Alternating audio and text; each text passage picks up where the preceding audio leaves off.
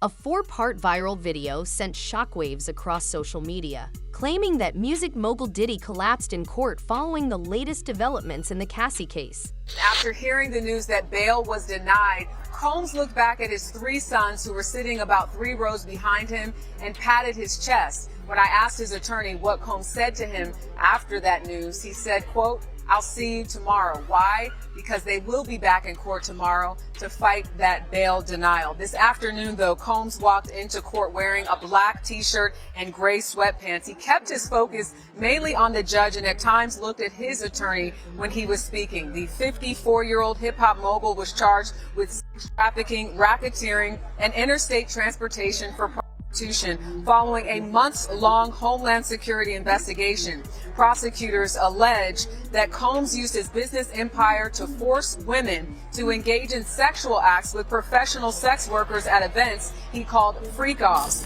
Coming into the courtroom, the disgraced music mogul, Diddy looked a little rough around the edges compared to how he usually has been looking in these court appearances. The shocking claim of a man in an orange jumpsuit collapsing in a courtroom instantly grabbed attention. However, while that footage has since been debunked as misleading, the ongoing drama surrounding the courtroom remains very real. Cassie, formerly known as Cassandra Ventura, has come forward with new evidence, adding layers to the unraveling of Diddy's legal and personal life. So, what exactly is going on behind those guarded prison walls and closed court doors? And could these explosive new revelations alter a legacy built over decades? We have talked a lot about someone who could be a major witness at a trial, someone who is most likely cooperating with the government, someone whose allegations against Combs, I think it would be fair to say, make up a huge part of the current indictment. I'm talking about Cassandra Ventura, Cassie, Combs' ex-girlfriend. And remember, she sued him back in November of 2023 for sexual assault, battery, sex trafficking. This is among other claims. And that case ultimately started the ball rolling with more lawsuits filed against Combs and ultimately culminated with these criminal charges. In fact, there is an argument to be made that in Sean Combs' indictment for racketeering conspiracy, sex trafficking, transportation to engage in prostitution, she's allegedly victim 1, who was allegedly sex trafficked by force, fraud, or coercion. There is an argument to be made that that is her. Actually, one of her main accusations that we're going to go into is specifically described in this indictment. Again, it seems to me that her claims are what make up the majority of this indictment. Then the suit says, quote, "The truth, however, is that Cassie, Miss Cassandra Ventura, was held down by Mr. Combs and endured over a decade of his violent behavior and disturbed demands. For Miss Ventura, the dark times were those she spent trapped by Mr. Combs in a cycle of abuse, violence, and sex trafficking." To begin with, the claim that Diddy has been given a life sentence is false. No judge has issued that verdict, and there's no live-streamed moment confirming such a collapse. Instead, he now finds himself detained at Brooklyn's Metropolitan Detention Center, facing serious charges of coercion and abuse that stretch over several years. DC has historically had tremendous problems, and the problems aren't resolved. Combs' lawyers originally hoping he could await trial under house arrest at his mansion, now arguing for him to be moved to a prison in New Jersey in the lead-up to this trial, citing the prison's poor conditions, violence, and deaths. On Wednesday, his lawyer said he was being held in a special house. The viral video series, originally posted by TikTok user Wade Wilson Cree on November 11th, quickly gained over 400,000 views. It showcased a collage of images, a man in a wheelchair, a sudden collapse, and an air of defeat. Yet, beyond the digital frenzy, there lies a far darker story. A once celebrated music executive now buckling under the weight of his own actions. Diddy collapsed in court because he heard his sentence. I didn't see that video. So there was a huge article and it pretty much said Diddy heard his sentence and collapsed. Okay. Because he was in shock. This is a picture of him collapse. That's not Diddy, bro. That's not Diddy, man. That does not look like him. That does not look like him. But did you see his mugshot? It didn't look That like didn't him. look like him either. That's what I'm saying. It was way thinner. It was weirdly It shaped. was weirdly You know what he looked like? You know the alien from American Dad? It's the gray one, right? Yeah, a little bit, right? A little bit? Yeah. I think his name's Roger. He puts disguises and shit on. That's definitely him, bro. Like his head was weirdly shaped though. It wasn't Diddy, bro. Reports suggest that during the Christmas season, a time meant for warmth and reunion, Diddy had a severe meltdown while behind bars. According to one source, the record producer, whose physical appearance has noticeably declined with added gray hair and a thinner frame, pleaded with prison guards to be taken to a hospital for observation. His request was reportedly denied, leaving him to face panic attacks alone during what many have described as a nightmare holiday. Judge Subramanian, he didn't bite on that, and Diddy's bail was denied for the third time. According to a report from the Daily Mail, that's why Diddy had a breakdown. A person close to him apparently said, quote, spending the holidays behind bars was a nightmare for him. If we're to believe all this, Diddy had a meltdown in his cell and begged the guards to take him to the hospital for observation, but they refused. This same friend or person told the Daily Mail, quote, he eventually managed to calm himself down with the meditation technique he's been using while he's been behind bars. It took him a few hours of deep breathing and focusing to get out of the bad space he was in, but he finally managed it. Saying the hardest part for El Diddums is the food. And food. Okay. Food. Not the lack of roofies or booze, but the food. He, like his first night of jail was Swedish meatballs. And then they have stuff that sounds good, but the old Metropolitan Detention Center has got to make it vomit-inducing. Things like tacos or fish. Nobody wants fish in jail or on an airplane or in a microwave. It's just, I'm sure he's probably losing a few pounds. And that's his complaint about prison. While his high-powered legal team promises swift bail, the reality of his continued incarceration intensifies the scrutiny. Meanwhile, a court order has mandated the destruction of his jail cell notes, an unprecedented move that highlights the controversial nature of his detention. The judge overseeing Sean Combs' criminal case out in New York, this federal case, has just decided whether or not Combs' rights were violated when there was a sweep by federal authorities at the detention center where Combs is currently being housed. Big issue that we've been focusing on, right? Why? Because the ramifications could be huge. If prosecutors, generally speaking, if prosecutors engaged in a form of misconduct that violates a defendant's rights, they might have to be recused from the case. The evidence could be excluded from trial. Maybe if something is really egregious or bad, the case gets dismissed. So I want to go through this order from Judge Arun Subramanian of the Southern District of New York. It's really fascinating. So again, Combs is facing federal racketeering, sex trafficking, and prostitution charges with a trial scheduled for May. Now, this is how the order begins. In connection with the Bureau of Prisons' October 28, 2024 to November 1st, 2024 sweep of the Metropolitan Detention Center, the MDC, a BOP investigator, Investigator 1, photographed 19 pages of Combs' notes and sent them to the government's filter team. The filter team consists of AUSAs, these are Assistant United States Attorneys, who aren't involved in the investigation or prosecution of this case. The filter team redacted the notes and sent them to the case team. The case team consists of the agents and AUSAs investigating and prosecuting Combs. So let me start there. So yes, there was a raid at the MDC. The plot thickens further with the emergence of Cassie's lawsuit, taking the spotlight from mere courtroom theatrics to deeply personal allegations. Cassie, once romantically linked to Combs, has come forward with accusations that have sent shockwaves through the music industry. She said from that point forward, she was terrified, isolated, and unable to see a pathway out of Mr. Combs' abusive hold on her life. She found herself numb to the abuse that she was experiencing. She began to blindly follow his instructions out of fear of, again, being on the receiving end of a vicious beating. Ventura described in her suit being forced to pour oil on herself during the freak-offs and being given drugs to keep her engaged in these events, which were also called FOs. Ventura also described several instances of being beaten by Combs. In September of 2018, after dating Combs for a decade, Ventura described Combs raping her after she met him for dinner. She said she actually believed they were meeting to discuss ending their relationship, but then she said he forced his way into her home. Her suit said, Mr. Combs forced himself into her apartment and tried to kiss Ms. Ventura. She told him to stop and attempted to push him away. Mr. Combs then forcibly pulled off Ms. Ventura's clothing and unbuckled his belt. Then Ventura claimed Combs raped her, and their relationship ended for good. Last November, she released this statement after filing her civil suit.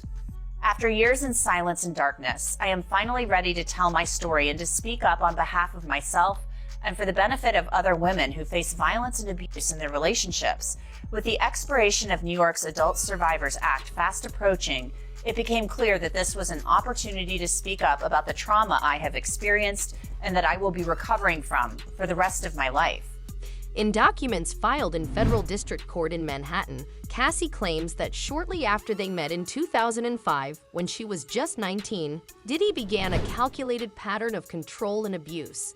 The lawsuit alleges that the mogul not only manipulated her career and personal life, but also subjected her to repeated physical and sexual abuse. Cassie recounts a harrowing experience, including being forced into unspeakable encounters with male escorts, which were captured on camera during so-called freak-off sessions. She also describes enduring violent outbursts that left her physically scared and emotionally shattered.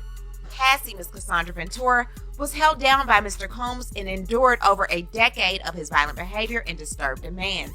For Ms. Ventura, the dark times were those she spent trapped by Mr. Combs in a cycle of abuse, violence, and sex trafficking. Among other violent and unlawful acts, Mr. Combs raped Ms. Ventura in her own home after she tried to leave him, often punched, beat, kicked, and stomped on Ms. Ventura, resulting in bruises, burst lips, black eyes, and bleeding. Blew up a man's car after he learned that he was romantically interested in Ms. Ventura, forced Ms. Ventura to engage in sex acts with male sex workers while masturbating and filming the encounters, ran out of his apartment with a firearm in pursuit of a rivalry industry executive whom he learned was nearby, demanded Ms. Ventura to carry his firearm in her purse just to make her uncomfortable and demonstrate how dangerous he is, and introduced Ms. Ventura to a lifestyle of excessive alcohol and substance abuse, and required her to procure illicit prescriptions to satisfy his own addiction. In one particularly disturbing account detailed in the lawsuit, Cassie alleges that in 2016, Diddy followed her into a hotel elevator and assaulted her. Footage released by CNN provides a glimpse into the chaotic reality behind the headlines. Although Diddy later posted an apology video on Instagram, expressing regret and claiming he sought therapy and rehabilitation, the damage had already been done. Exclusive surveillance video obtained by CNN appears to show the music mogul assaulting his then-girlfriend Cassie Ventura at a hotel in 2016. In the video, Combs can be seen striking and kicking Ventura as she tried to leave. I have the video right in front of me. We can't show it to you. We can't show it to you. But I'm watching this with the sound off as we speak. She's walking down the hallway in a hoodie, y'all, clearly trying to sneak out of the hotel room. We see him come sprinting down the hallway in just a towel. That's it.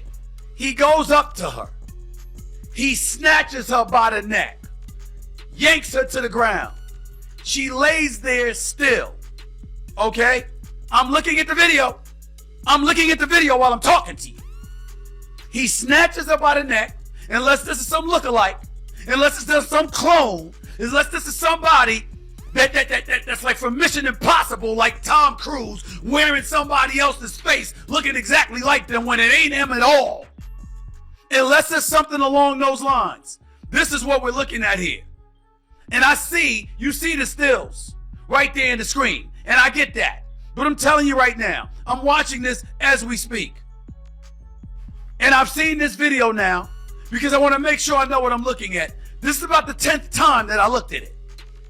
He runs down, he snatches her by the neck, he yanks her to the ground, she lays still, then he launches a kick towards her like he's kicking a damn field goal, picks up the vase or whatever she had with her, kicks her again, hits her, she lays still, and then after that, he grabs her and drags her down the hallway. Like if he had some ability to go, here's where this came from as far as the childhood I grew up in, the impact of that environment. If he had some ability to go, like, here's how this happened and why I am ashamed that it has shown up in my life, then I would think there was some level of sincerity or at least interest in growing. But it wasn't that. It also lacked any reference to steps he has taken to improve his behavior, right? You can imagine you viciously abuse someone, You feel ashamed of yourself, as he says. You go to drug and alcohol treatment. You go to therapeutic treatment. You can imagine you would then go, I'm going to change my behavior, and here are the things I'm going to do. Maybe you would go to meetings every day. You would change your social circle. You would change how you handle your leisure time. You would start going to church more. There are things that you would do. You would get yourself out of high stress environments. You would change your professional life. You would make big changes in your life to respond to this horrific behavior. But he doesn't mention any of that because he didn't do it. Because he just simply didn't do it. So the contrasting narratives are as stark as they are disturbing. On one hand, there's a viral clip, a sensationalized, debunked portrayal of a collapsing mogul designed to shock and captivate. On the other, there's the grim reality of a man under immense physical and legal pressure, with his personal demons now exposed for the world to see. Diddy's deteriorating condition in court, his public breakdown over the holidays, and the mounting evidence from Cassie all come together to reveal a once powerful figure now besieged by the consequences of his past actions. The world is filled with uncomfortable lyrics. Combing through Diddy's discography, some of his music sounds almost prognostic. This includes the music video for 1998's Victory, in which the artist runs away from the authorities. Of all the songs he collaborated on, 1997's The World Is Filled may be the most unnerving to revisit. Throughout his verse, Combs sings about how it's a, quote, privilege for women to be with him, although the lyrics paint a much more troubling portrait. The line, quote, never give up freedom feels especially ironic and creepy. This isn't just because Combs has been arrested, but considering that the charges against him include sex trafficking, there's more than one way to interpret the word freedom here. In 2002, Combs appeared in the sketch comedy's now infamous Lil Fetus episode. Combs' presence has only added to the notoriety. The episode contains a few moments that aged like milk, including young girls cheering for Combs and the singer's giant head looking through a young boy's window. Good morning. Good to see you in your room. Hey, stop screaming. Hey, it's just me, P. Diddy. In the cringiest scene, Jack DeSena and Brian Hearn try to wake up Shane Lyons. They turn to Diddy, who gives them a toy helicopter and tells him to shove it down Shane's pants. When that doesn't work, Combs hands them the remote control, and the boys turn the helicopter on, awakening Shane to a world of pain. Shall I? By all means.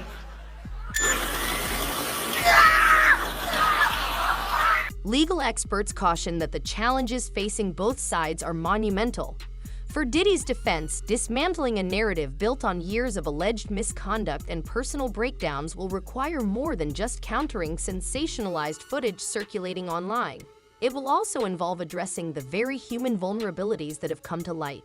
These include a reported meltdown over Christmas and a visibly altered demeanor in recent court appearances. Meanwhile, the prosecution must navigate the complex waters of public opinion, ensuring that the case's powerful and polarizing nature doesn't influence the jury pool before the trial even begins. His defense here is that the government has no business going into the private affairs of what happens in someone's bedroom, that these acts were entirely consensual, that these witnesses, really a lot of them, wanted to be in P. Diddy's circle of celebrity.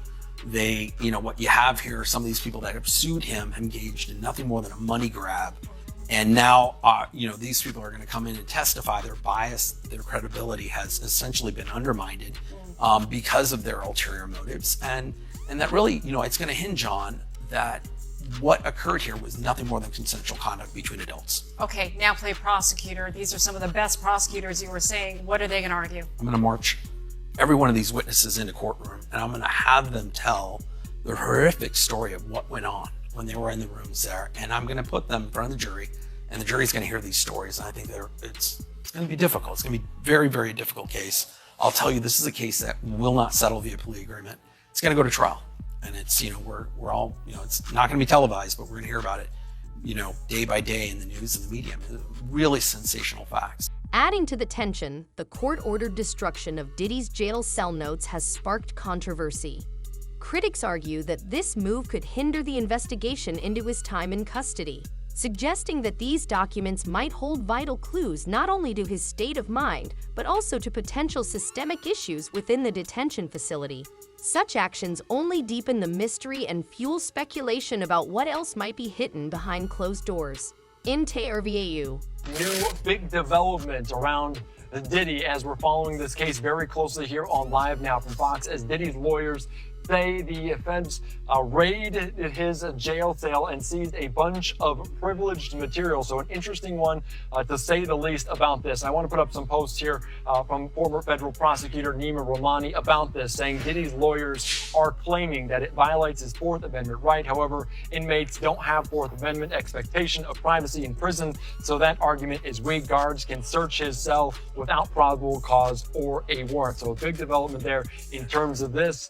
Privileged material, different. The feds usually have a taint or dirty team of agents who aren't working on the case to conduct these searches. That way, if they see privileged materials, the clean team won't be disqualified from the case. It goes on to say as well, the prosecutors have reason to believe Diddy is obstructing justice from the prison by contacting witnesses through intermediaries. They made the same argument during his bail hearing. I think they have evidence to back it up.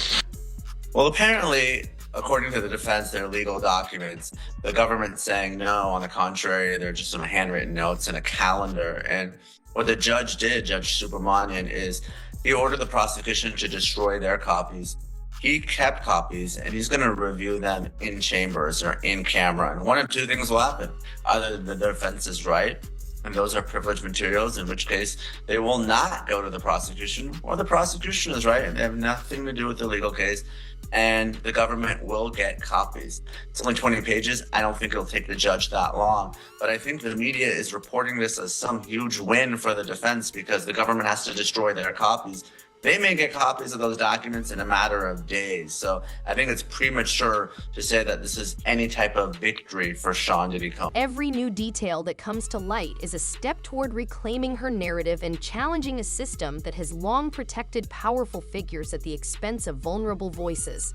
Her decision to file the lawsuit under New York's Adult Survivors Act, a law designed to give survivors a final opportunity to seek justice, marks a turning point not only in her own life, but also in an industry that has struggled for years to confront the abuses hidden behind fame and fortune. Happening today, Governor Hochul will sign a new law to help victims of child sex abuse who miss legal deadlines to sue their abusers. The Adult Survivors Act will give those victims a second chance to file lawsuits. It provides a one-year window in which the state's usual statute of limitations for civil lawsuits will be set aside. The bill received final approval on Monday from the New York State lawmakers. It's modeled after the state's now expired Child's Victim Act, which led to more than 9,000 lawsuits. As these parallel stories unfold, the debunked myth of a courtroom collapse and the very real, heart-wrenching allegations in Cassie's lawsuit, a crucial question remains. Will the truth finally break through the carefully constructed facades of celebrity power, or will the whirlwind of media speculation continue to distort the facts? Day from the musical group Danity Kane that Combs helped to form claimed that Combs had asked her to sign an NDA in exchange for the group's publishing rights. Now, as she said on the podcast, only stands, quote, "I have to release him for any claims or wrongdoings or actions prior to the date of the release. I have to sign an NDA that I will never disparage Puff, Bad Boy, Janice Combs, or Justin Combs' music, or EMI or Sony ever in public." She also said in another interview in 2022 that she was fired from the group by Combs because she wasn't willing to do what was expected of her, not talent-wise, but in other areas. And also, since the raid, she has referred to herself as a victim. Gene Deal has claimed that Diddy has some of the most powerful people in the country under his control, suggesting that all of this is part of a planned conspiracy. Diddy's victims reportedly predicted there would be a reckoning. He allegedly had a habit of gaining leverage over those who could challenge him, and that leverage now appears to be his backup plan. It seems he's using it to do everything he can to protect himself. Gene Deal has also reported that everyone, from pastors and politicians to athletes, was under Diddy's influence. Gene Deal reported how everyone, including pastors, politicians, and even athletes, were under Diddy's control. How many friends he have and nobody came out?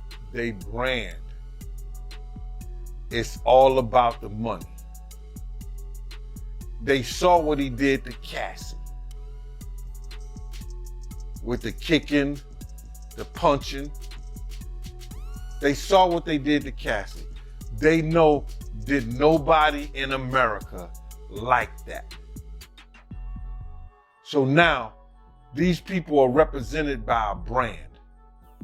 Whether it's some about the music, clothing, movies, they're not gonna come out and speak on nothing that has anything to do with them, and they praying that they not on the tape doing crazy stuff, being oiled up in the whole 9 yards. They praying. So until the feds say, hey, yo, listen here. We got you on, hey buddy, we got you on this tape, and girl looked like she was pretty young. We're not gonna show it, but we need you to come and testify against Brother Love, P. Diddy, Puff Daddy, you know, Sean Combs. That's when they're gonna start talking. And they're not gonna be talking in his favor. When the feds come to them and show them what they got on tape, because if he had 250 tapes all over, 250 cameras all over the house, somebody got caught stealing a cookie out the cookie jar. It could be your favorite pastor. It could be your favorite politician. But they didn't think they was being watched. And Brother Love was watching. Yeah, I mean, T.D. Jakes, he hasn't even came out and said anything. And him and Diddy was real cool. Amen. Amen. Yeah, man. And I know the people in the congregation over there is shaking in their boots because this man then led them probably, allegedly probably led them to damnation, because those people's hearts are going to be broken if that man is seen on those tapes doing anything. Because people always put their faith in the pastor instead of putting their faith in God. And what they need to do is understand that he's just a man. And he has a history. It's not looking too good for him. So you feel like celebs are worried that they might be on tape? Oh, they know. That's why they ain't speaking up or saying nothing. Yeah, I was at a Diddy party, but I know I ain't do nothing. When you don't know somebody's taping you, when you don't know that somebody is videoing you in some kind of form or fashion, you got that alcohol, you got the drugs in you, they're a little loose, bruh. They let down all their inhibitions. The music is pumping. He said it himself.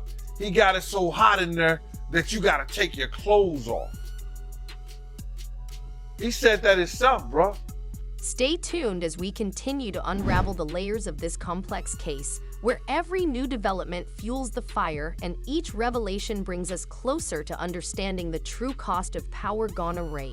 If you want to stay ahead of every explosive update in this high-stakes battle, hit that like button, subscribe, and turn on notifications. The truth is coming, and you won't want to miss a single moment.